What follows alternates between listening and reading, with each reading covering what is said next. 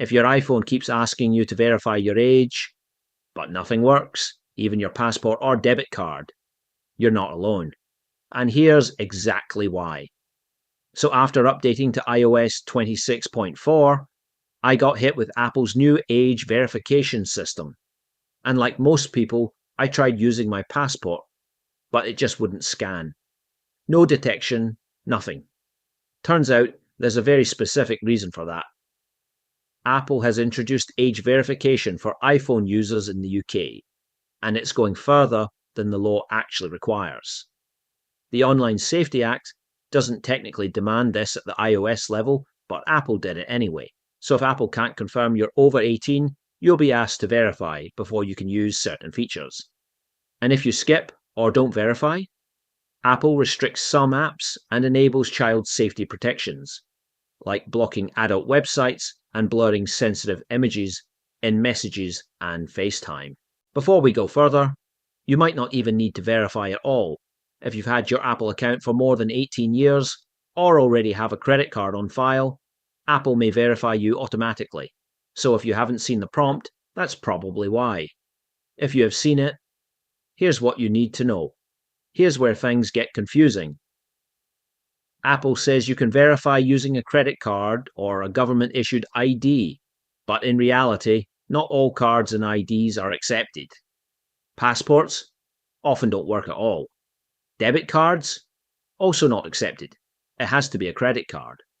So you can try scanning your passport over and over, or enter your debit card details, and it will never go through. This system is brand new and it's designed to work automatically. Apple first tries to confirm your age using your account history or payment method. If that fails, it falls back to document scanning. But that only reliably supports certain document types, which is why passports fail and why debit cards aren't in the system at all. The biggest problem is this. A lot of people don't have a credit card or a driver's license, so they're basically stuck through no fault of their own.